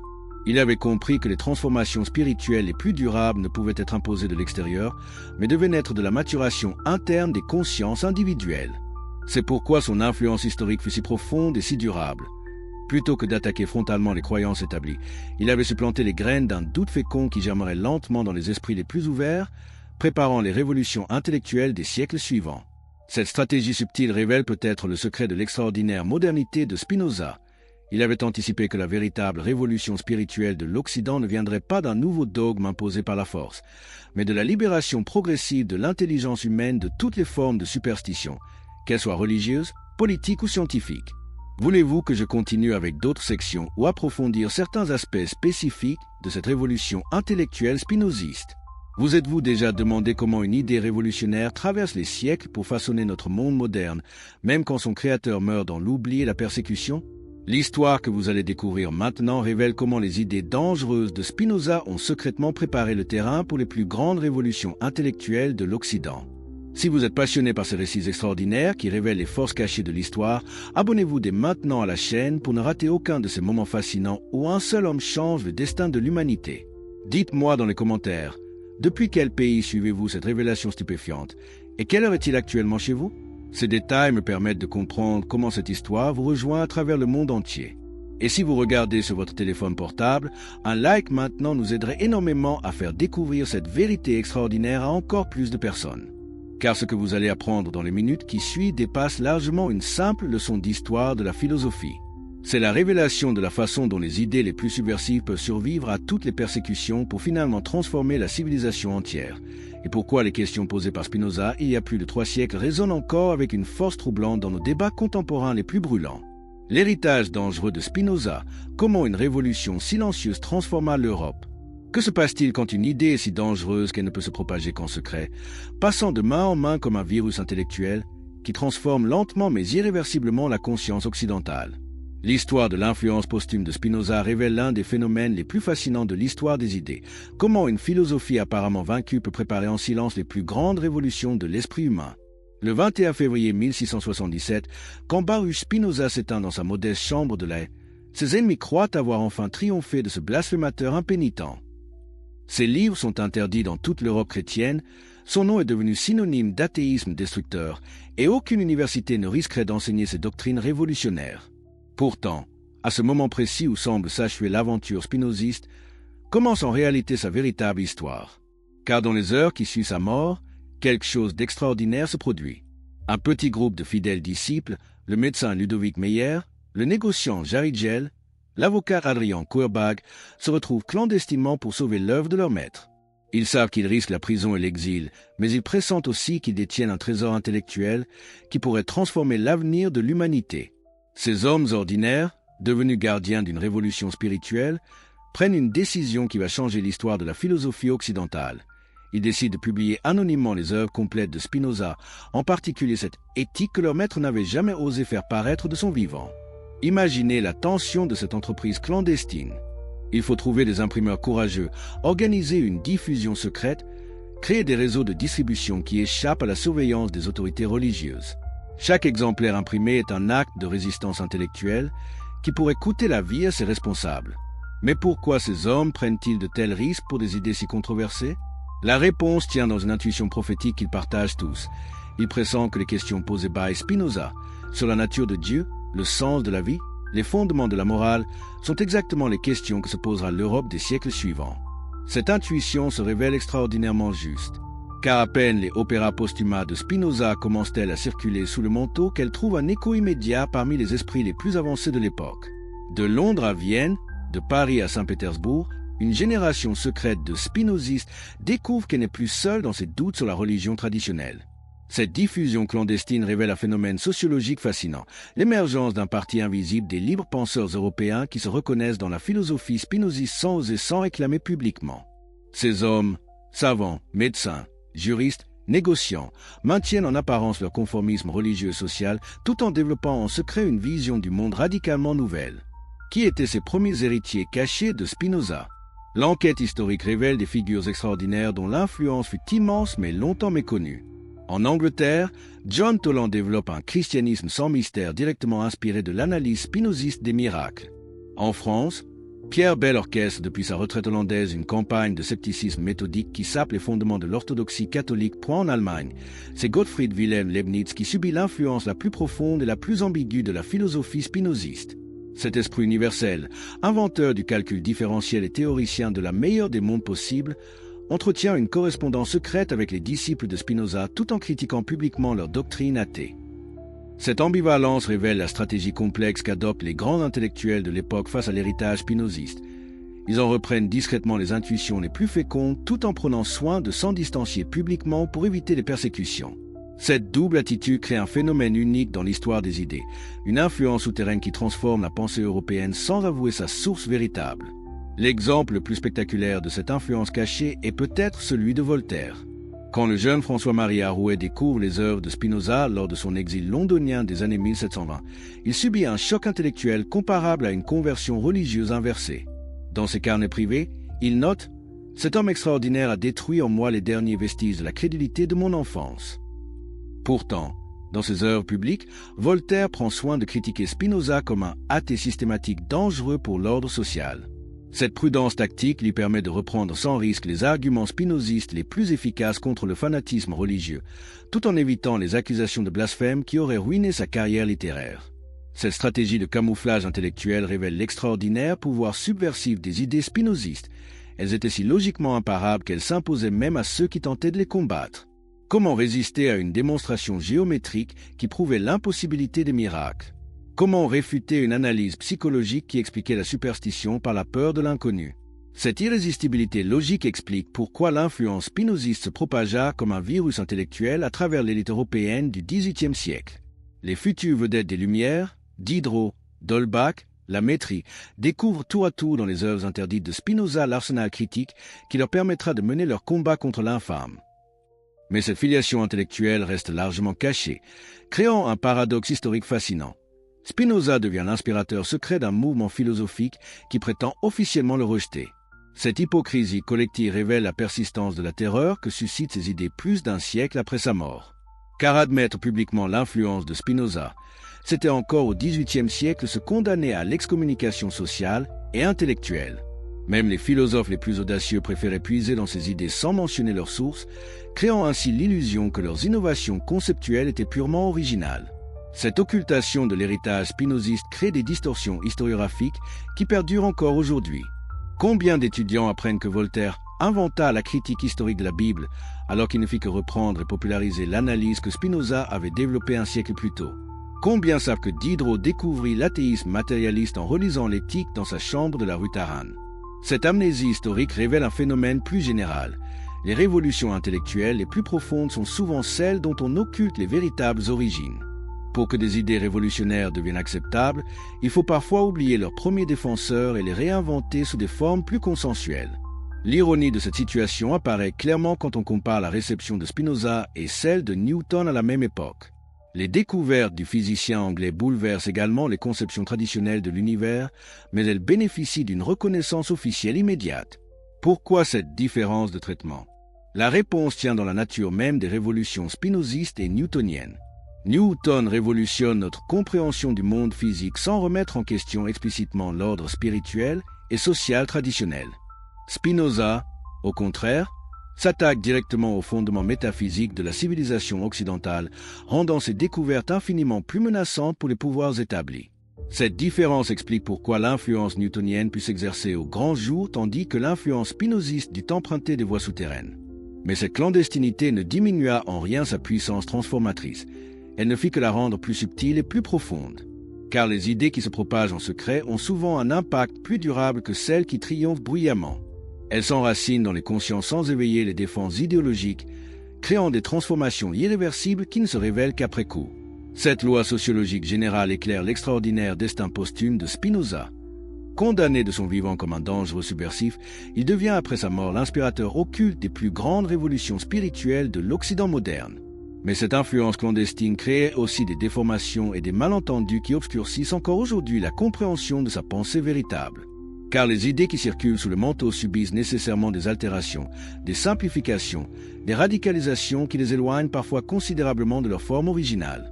Ainsi, le Spinoza qui influence les matérialistes français du XVIIIe siècle n'est pas tout à fait le vrai Spinoza, mais une version athéisée de sa philosophie qui occulte ses dimensions mystiques et spirituelles. De même, le Spinoza qui inspire les romantiques allemands est une reconstruction idéalisée qui projette sur lui leurs propres aspirations panthéistes. Ces déformations successives créent un phénomène unique dans l'histoire de la philosophie. l'émergence de spinozismes multiples qui se réclament tous du maître d'Amsterdam tout en développant des interprétations souvent contradictoires de sa pensée. Cette plasticité conceptuelle révèle peut-être la richesse extraordinaire d'une œuvre assez profonde pour nourrir des traditions interprétatives divergentes. Mais elle pose aussi une question troublante pour les historiens des idées. Quel est le vrai Spinoza dans cette galaxie d'influences et d'interprétations? Comment distinguer l'authentique héritage du philosophe des projections que chaque époque fait sur sa pensée? Cette question devient particulièrement aiguë quand on examine l'influence de Spinoza sur les grands systèmes philosophiques des XVIIIe et XIXe siècles. Car tous les penseurs majeurs de cette période, de Kant à Hegel, de Schelling à Schopenhauer, se définissent explicitement par rapport à l'héritage spinoziste, même quand ils prétendent le dépasser ou le réfuter. Cette omniprésence révèle le paradoxe central de la postérité spinoziste. Un philosophe officiellement rejeté par toute la tradition devient en réalité la référence implicite de toute la philosophie moderne. Comment expliquer cette contradiction apparente? Une fois reconstruite ou définitivement perdue? L'enjeu contemporain de la révolution spinoziste. Nous voici arrivés au moment le plus vertigineux de cette histoire extraordinaire. Découvrir comment les questions posées par un homme du XVIIe siècle anticipent avec une précision troublante les défis spirituels de notre époque contemporaine. Car aujourd'hui, en ce début du XXIe siècle, l'humanité vit exactement la crise que. L'histoire de cette analyse révolutionnaire commence par une expérience personnelle traumatisante. En 1672, l'année terrible où les armées françaises envahirent les Provinces-Unies, Spinoza assista horrifié au lynchage des frères de Witt, les dirigeants républicains de la Hollande. Cette explosion de violence populaire lui révéla la fragilité de la civilisation rationnelle face aux peurs collectives. Mais qu'est-ce qui transforme des citoyens ordinaires en foule meurtrière? Spinoza découvrit que la réponse tenait dans un mécanisme psychologique fondamental. Quand les êtres humains se sentent menacés par des forces qu'ils ne comprennent pas, ils cherchent désespérément des explications rassurantes, même si ces explications sont irrationnelles. Cette découverte l'amena à réexaminer tous les phénomènes religieux de son époque avec un œil d'ethnographe avant la lettre. Les pèlerinages, les ex-voto, les processions expiatoires, les chasses aux sorcières, tous ces comportements révélaient la même logique sous-jacente, l'incapacité humaine à supporter l'incertitude et l'imprévisibilité de l'existence. Mais cette analyse psychologique de la superstition conduisait Spinoza vers des conclusions encore plus radicales concernant les fondements mêmes de la religion révélée. Car si la peur était le moteur principal de la croyance religieuse, qu'est-ce qui garantissait l'authenticité des révélations prophétiques sur lesquelles se fondaient le judaïsme et le christianisme? Cette question dangereuse le mena à entreprendre ce qui était peut-être l'étude la plus audacieuse de son époque, une analyse critique systématique des récits bibliques de miracles et de prophéties. En appliquant aux textes sacrés les mêmes critères de vraisemblance qu'aux récits profanes, Spinoza allait révolutionner l'étude de la religion. Prenons l'exemple paradigmatique des 10 plaies d'Égypte. Les commentateurs traditionnels y voyaient la preuve de la puissance divine manifestée en faveur du peuple élu. Mais que découvrait-on quand on étudiait ces récits avec les outils de l'histoire naturelle naissante? Spinoza remarqua que la plupart de ces plaies correspondaient à des phénomènes naturels bien connus dans la vallée du Nil: invasion de sauterelles, épidémies liées au cru du fleuve, obscurcissement atmosphérique causé par des tempêtes de sable. N'était-il pas plus vraisemblable de supposer que les Hébreux avaient profité d'une série de catastrophes naturelles pour s'échapper d'Égypte et que leurs descendants avaient transformé cette fuite opportune en épopée surnaturelle? Cette méthode d'analyse naturaliste des miracles révélait un pattern fascinant. Tous les événements présentés comme surnaturels dans les textes religieux correspondaient soit à des phénomènes naturels rares mais attestés, soit à des exagérations légendaires de faits historiques ordinaires. Mais Spinoza ne se contentait pas de démystifier les miracles individuels. Il développait une théorie générale qui expliquait pourquoi l'humanité avait spontanément tendance à interpréter les événements extraordinaires comme des interventions divines. Cette théorie reposait sur une observation psychologique fondamentale. Les êtres humains ont une tendance naturelle à projeter leurs propres intentions et émotions sur les phénomènes qu'ils ne comprennent pas. Un orage devient la colère de Dieu, une épidémie devient un châtiment céleste, une guérison inexpliquée devient un miracle de la grâce divine. Cette projection anthropomorphique révélait, selon Spinoza, une immaturité fondamentale de l'espèce humaine face au mystère de la nature. Au lieu d'avouer leur ignorance et de chercher patiemment les vraies causes des phénomènes, les hommes préfèrent inventer des explications rassurantes qui préservent leur illusion de comprendre le monde. Cette critique impitoyable de la mentalité miraculeuse s'étendait naturellement aux prétentions prophétiques. Car qu'était-ce qu'un prophète, sinon quelqu'un qui prétendait connaître l'avenir grâce à une révélation surnaturelle? Et comment distinguer un vrai prophète d'un charlatan ou d'un illuminé? L'analyse spinoziste des textes prophétiques révélait des mécanismes psychologiques et sociologiques fascinants. La plupart des prophéties étaient en réalité des extrapolations intelligentes de tendances historiques observables, habillées d'un langage mystérieux pour impressionner les foules. Les prophètes étaient souvent des observateurs politiques particulièrement lucides qui exprimaient leurs analyses dans le langage religieux de leur époque. Cette démystification des prophéties bibliques n'enlevait rien, selon Spinoza, à leur valeur morale et poétique. Isaïe, Jérémie, Ézéchiel étaient effectivement des génies visionnaires, mais leur génie était humain, non divin. Ils avaient su exprimer dans un langage poétique saisissant les aspirations morales les plus profondes de leur peuple. Cette réinterprétation humaniste des textes religieux permettait de sauver leur richesse spirituelle tout en abandonnant leurs prétentions surnaturelles. N'était-ce pas là une solution élégante au conflit apparemment insoluble entre foi et raison? Mais cette solution révolutionnaire soulevait une question pratique redoutable. Si les masses populaires découvraient que leurs croyances les plus chères n'étaient que des superstitions, ne risquait-on pas de provoquer un effondrement moral et social catastrophique?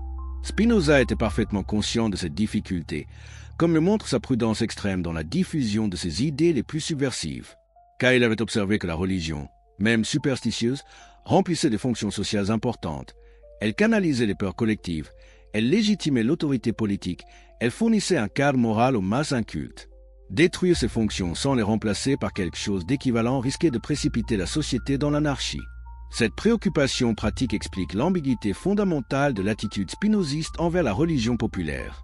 D'un côté, sa conscience intellectuelle l'obligeait à dénoncer les erreurs et les superstitions. De l'autre côté, sa responsabilité sociale lui interdisait de détruire des croyances qui, bien qu'irrationnelles, contribuaient à la stabilité civile. Cette tension entre vérité philosophique et utilité sociale traverse toute l'œuvre de Spinoza et explique pourquoi il hésita si longtemps à publier ses écrits les plus radicaux. Comment concilier l'exigence de vérité du philosophe avec la responsabilité sociale du citoyen?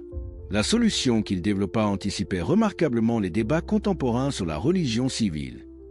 Pour Spinoza, il fallait distinguer soigneusement entre la religion des philosophes, fondée sur la connaissance rationnelle, et la religion du peuple, fondée sur l'obéissance morale.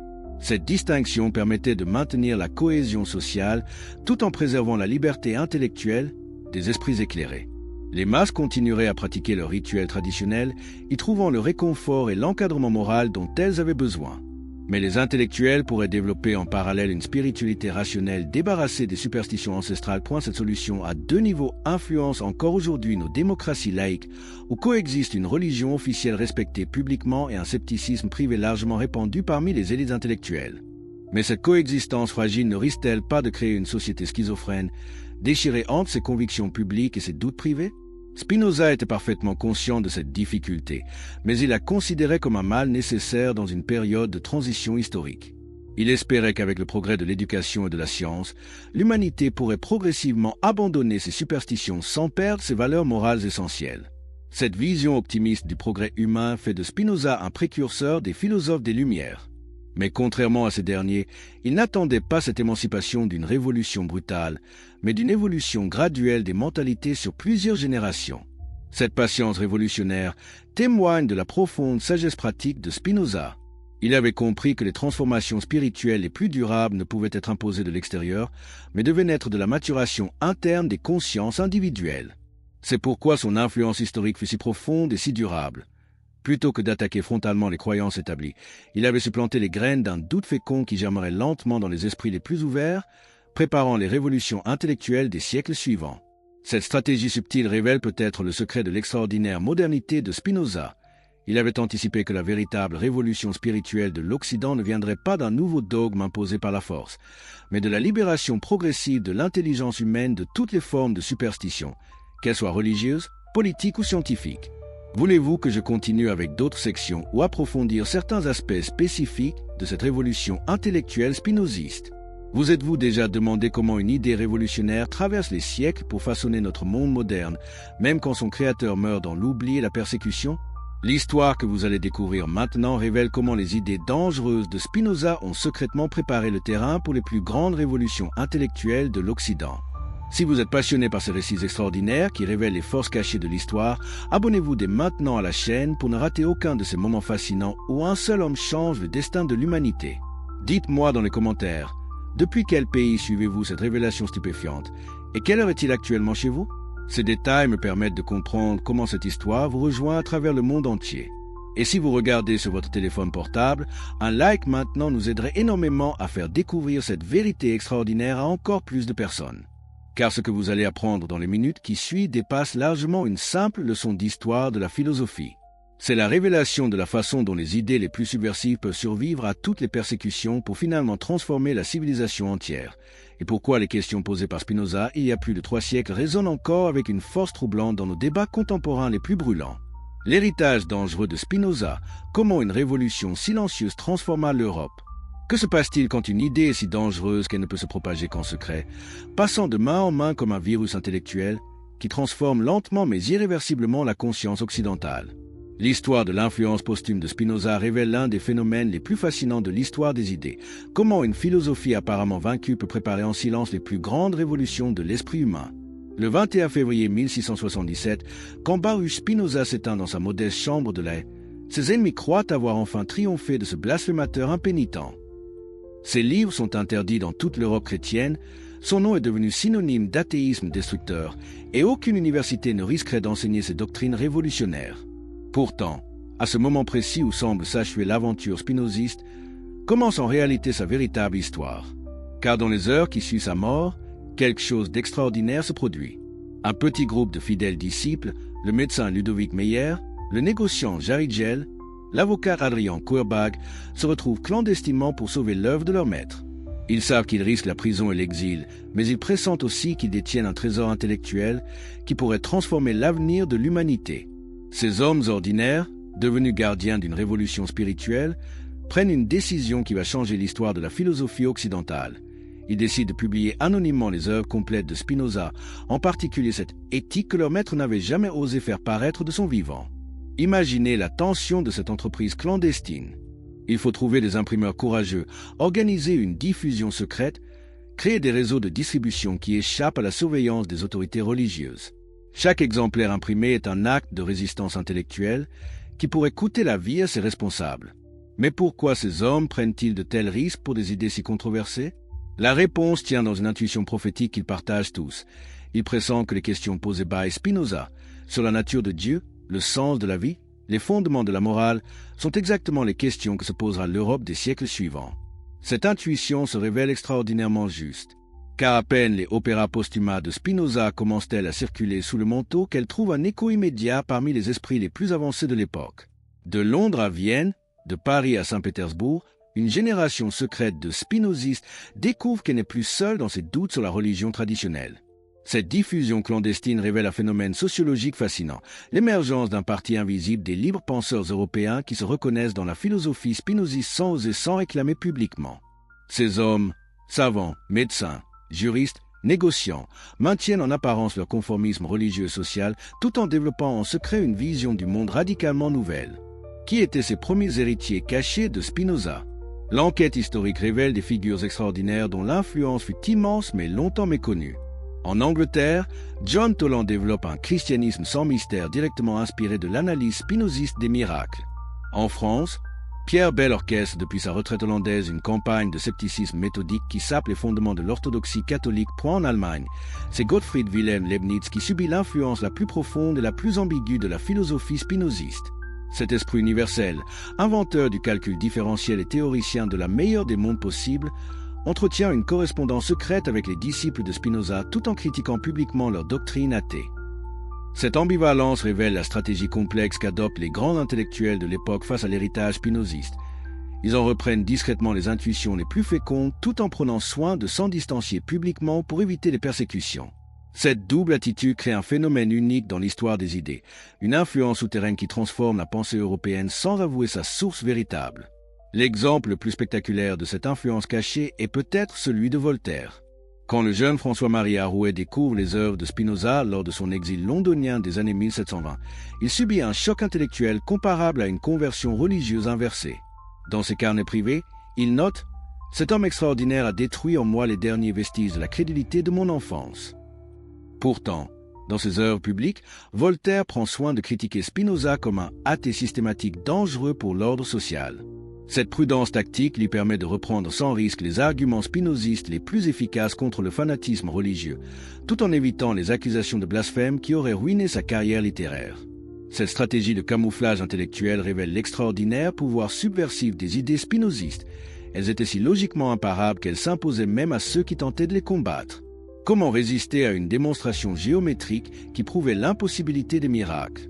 Comment réfuter une analyse psychologique qui expliquait la superstition par la peur de l'inconnu?